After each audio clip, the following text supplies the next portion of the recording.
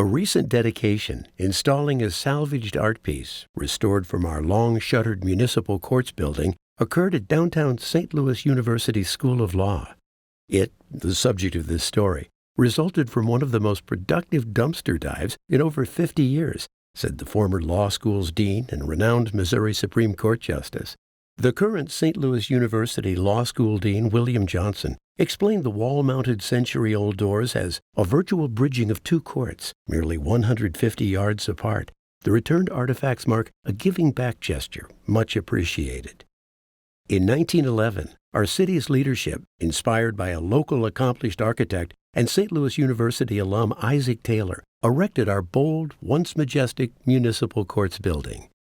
Our Renaissance Beaux Arts Municipal Courts building was intentionally built between City Hall and our Municipal Auditorium and Opera House. With tunnels, passageways, and archways, this edifice enabled courts spread all over the city to consolidate within one magnificently built and appointed Hall of Justice. However, in 1967, a modernization craze gutted its crafted bones during renovations. Out came the rich, dark hardwood, the hand-carved interior constructed by recent immigrant craftsmen. Mid-century modern furnishings replaced original accoutrements. But on the last Friday of July 1967, as co-workers headed home, they spied piles of rubble dumped with valuable pieces amongst discarded hardwood. Soon a group formed, picking and pulling out familiar courtroom decor, wall sconces, and Greek and Roman mythical carved symbols. There were two young prosecuting attorneys, a police investigator, a few court clerks, who began gathering collectibles. They soon forgot about the hot, steamy evening. One attorney, who became a respected jurist, was helping the building sergeant uncover piles of brass fixtures. No longer noticing downtown smells of brewery hops mixed with sweet waftings from Switzer's licorice, they became pickers. This was the time of World Series championship fever, starring our late great Bob Gibson. But these court officers didn't even notice Cardinal baseball fans gawking at this strange collection of professionals. These officers of the court, still stuffed in their court attire, were now loading woodwork and dusty keepsakes into their cars. VW Bugs and behemoth station wagons soon were packed with their pickings. Fortunately, one large symbolic part is preserved today in a fascinating art form. Doors are exhibited just across the park from the court's building in St. Louis University School of Law. Once urban scraps are reborn by the artistic hands of Missouri craftsman Patrick O'Brien. Courtroom doors are preserved and permanently exhibited outside the dean's office, above a vaulted staircase of St. Louis U's School of Law. These doors represent the sinews and soul of the original municipal courts building.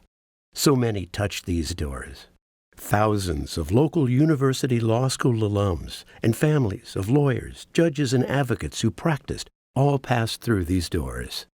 Appropriately named Perhas Fores, Through These Doors, is a tribute to women and men whose vocation was and is the preservation of due process in an otherwise natural milieu of frontier chaos. This short story is a captivating capsule of history that is all St. Louis. Enjoy soundtracks by two locally acclaimed music groups. See law professors explaining artifacts' legal symbols, and witnessed the local attorney admit to what he salvaged over 50 years ago, now that he's protected by the statute of limitations.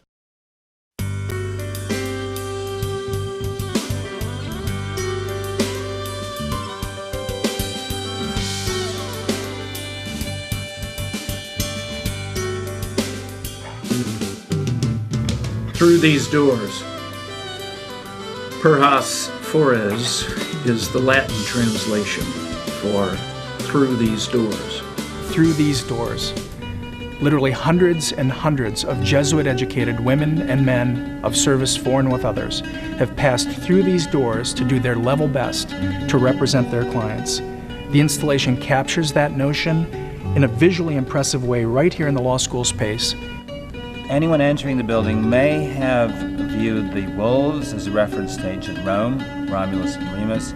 There appears to be some Roman styling on the doors. This could have been an allusion to the history of St. Louis, which was French and Spanish. That would have been to the civil law tradition, so it could have been a nod to our colonial roots. It could have been a nod to an earlier form of justice that in certain ways the United States took inspiration from. It's certainly a nod to Western civilization. And that too probably would have impressed upon everyone entering the building that this was a place of tradition.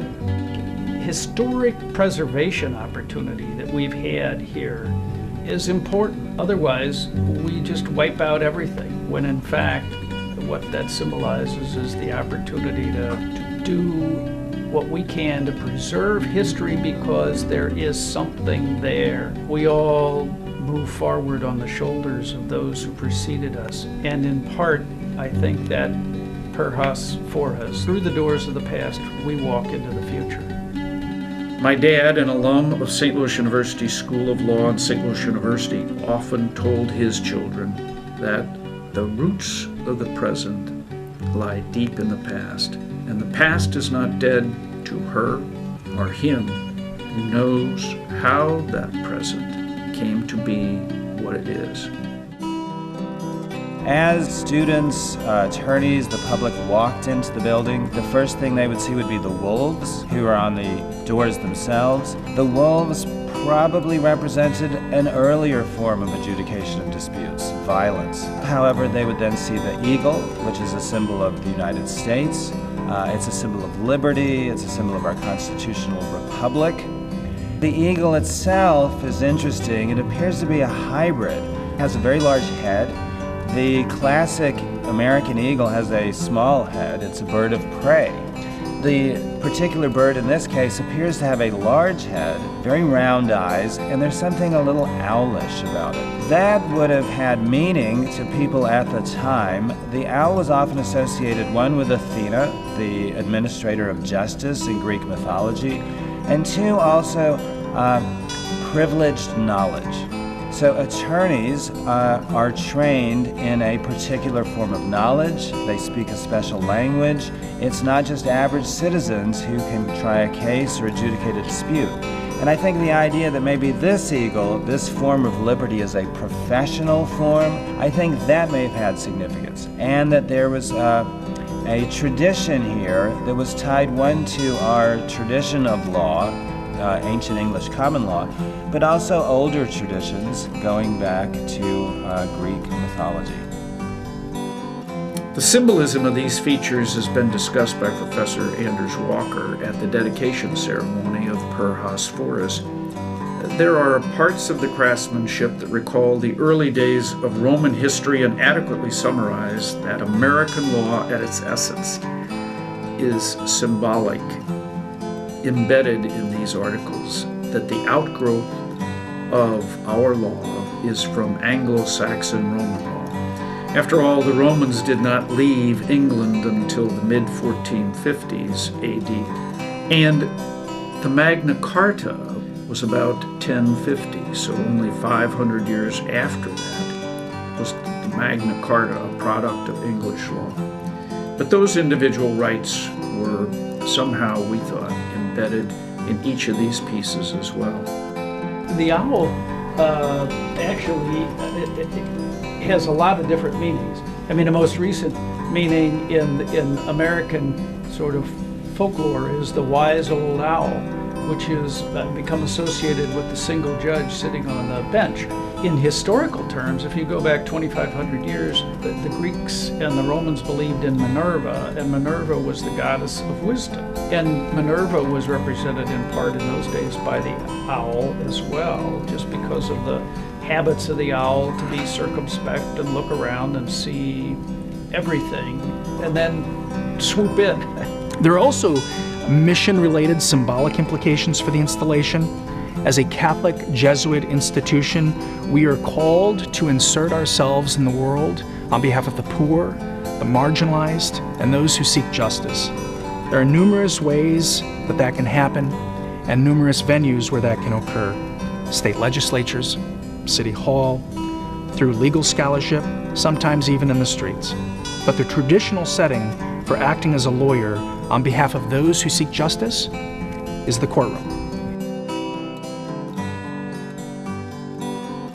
So Zollinger Refinishing in South City helped to simply refinish They didn't change any of the original underlying veneers. Their craftsmen were very helpful in restoring these items to some of their original luster. Each of the ones that we have preserved retain the unique and irreplaceable hand-carved work of the St. Louis immigrant craftsmen who would have followed perhaps some of their own instincts as well as the directions of the architect. And the concept for their placement in these pediments was done by Patrick O'Brien, a Missourian from just north of the St. Louis area, who has worked in wood and almost has a devotion to this particular project. Patrick worked with us in conceiving the proper placement, a replication of the doors and the pieces that are original. Patrick O'Brien, who was the Missouri artisan who framed all of this and who added to the concept of that gave way to the vacuum where the doors sort of leave across. That in part was one of the ideas that Patrick offered. He originally was going to replicate the doors and fill in that area, and then he found that the absence of anything there just almost put a depth perception that permitted us to symbolically keep looking into the past. These were carefully put together pieces. The Romans, standards, the throwback to the Romulus and Remus origins of the law in the wolf's heads, and in the owl reflecting the Roman goddess Minerva, the goddess of wisdom, carried forward, of course, in the Anglo-Saxon tradition via this representation of wisdom in the law and order, dispensed in a particular way by the wise old judge and the owl in the back of the courtroom. An interesting juxtaposition of the judge on the bench looking at this Roman arch and the owl there. So I think the doors represented at the time a new approach to adjudicating disputes in the city of St. Louis. It was about professionalization. Prior to the doors in the municipal courts building, justices of the peace handled disputes between citizens. These tended to be relatively rough forms of justice. The justices of the peace were often not attorneys. The idea of the municipal courts building and the doors was this was now going to be a professional matter, and professionals who were trained were going to adjudicate disputes. St. Louis, after 1764, when it was founded right down here on the riverfront by Laclede and Choteau, and you've got a cow town, a frontier town that turns into a pretty sophisticated lady, but still, had dirt streets, and the justice system was not as strong as it could have been in the 1800s and early 1900s, and then the courts building was open, and it was both a substantive place for the legislative measures to be applied in criminal and civil matters, and it was a symbolic place because all the courts were in this place or that place around the city, and they were now brought into one central location. So it helped stabilize society, and still to this day, that's in part what the practice of law is all about. The relief panels, the swag carvings, and the carved owl displayed are original to the wooden pediments that frame the courtroom entrances in the St. Louis City Municipal Courts building over at 1320 Market Street, a few blocks southwest of Scott Hall, which is the location of the current St. Louis University School of Law. Interestingly, the Municipal Courts building was designed by Isaac Taylor, an 1868 graduate of St. Louis University, who became a prominent St. Louis architect. The Municipal Courts building was completed in 1911, and it, in its totality, exemplifies the Beaux Arts architectural style, which was prominent in that day. That style was copied very much on European models and sits next door to the City Hall of St. Louis, which is also modeled on some French municipal architecture. What's nice about having the doors in the law school is that we are now downtown. And so we are near the old municipal courts building. And I think that the doors help link the law school into the downtown landscape. And there's nothing more iconic or more impressing upon students and others than the civil courts building right across the street. So the law school in many ways has now moved to the seat of justice, and simply looking out the window from the library or from the pavilion on the 12th floor, you see the statues of Athena. And that is a very clear symbol of justice, maybe even more clear than the slightly owl-looking eagle. And I think if you put them all together, the experience for students coming to SLU is that this is a place where people come to have justice administered. St. Louis University School of Law has a 175-year history, making it one of the oldest law schools in the country. It has long played a very special role in the St. Louis region. I've been struck by how important the St. Louis University School of Law is to the St. Louis legal community. SLU really is the law school that trains and educates many of the judges, practicing lawyers, and bar leaders in the region. SLU Law faculty, staff, students, and alumni are out in the community, engaging in public service, being women and men of service for and with others in the best tradition of the Jesuits. SLU Law regularly collaborates with bar organizations and other legal organizations. It is therefore especially fitting and appropriate to have an important and beautiful piece of the history of the St. Louis legal community installed in the space where tomorrow's lawyers and judges and bar leaders are learning the law. Since the opening of the courts building in 1909, these doors were the center of activity from the time of the municipal courts building to its closing. In 1967, when we retrieved these pieces, that was probably the high nadir, the high watermark for the use of these courtrooms day in and day out. Bail bondsmen up and down the courtroom halls, defendants, the accused, lawyers arguing their point.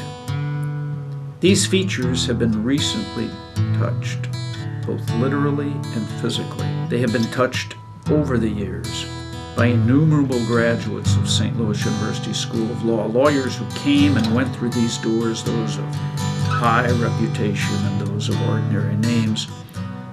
Lawyers and citizens alike touch these doors, and therefore the doors are now imbued in some way with all that human history of alums of this law school, of just the common people of the city of St. Louis. It also represents our profession in action.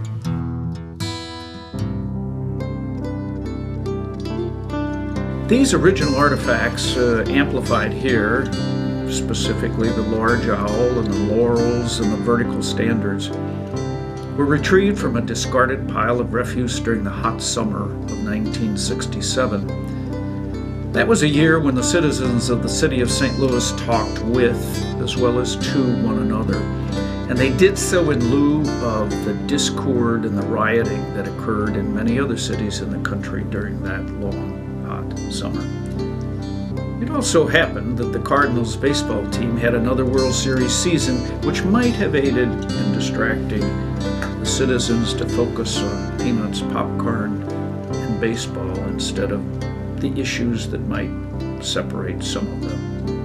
A band of young assistant circuit attorneys, for the most part graduates of St. Louis University and the Washington University Schools of Law, along with a couple of police investigators, happened to wander out of their upper floor offices at the end of a long, hot day. A Friday, as I recall, into the courtyard they wandered, the municipal courts building, which was the main exit. And there in front of us was a pile of scrap wood, which we readily recognized, because many of the items in that pile were beautifully hand-carved frameworks from the doors and parts of the courtrooms, which at the time were being renovated, much to our dismay. We lived in those courtrooms day in and day out, motion after motion, trial after trial, jury selection, interaction with the courts and the participants. For some unknown reason, the city of St. Louis had approved the complete renovation of many of those courtrooms, the originals having been built in 1909, And all of those beautiful veneers and handcrafted finishes, fixtures, and frameworks were replaced with Formica. I was one of those young lawyers who happened to gaze down at that pile that Friday afternoon. Less than a year previously, in September of 1966, I had taken my first professional oath. Several of us immediately recognized that somehow those piles of past and our present needed to be saved. And we did. Picking up items from the stacks and putting them in the trunks of our car, we preserved them almost by instinct, without any of us quite knowing what we were going to do with them once we had saved them. And when we arrived back on Monday to work again, the pile was gone, and we had never had any idea what became of those pieces left behind. I remember Sergeant Don Bonnert and I came out and we saw this stack and we're just aghast. The courtrooms that we worked in every day were just sort of being torn apart. And we're just sort of seized by the moment to take what had been beautifully built and obviously discarded at the time and just preserve them, even if it was just to take them home and put them in our basement. And so over time, and it's been a lot of time, almost 50 years since that episode occurred, and the municipal courts building has been closed, but the symbol has become of what that process is all about has become even more important. The municipal courts building served its original dedicated purpose as a courthouse until the early 2000s, when it was shuttered. And it was placed on the National Register of Historic Places in 2012.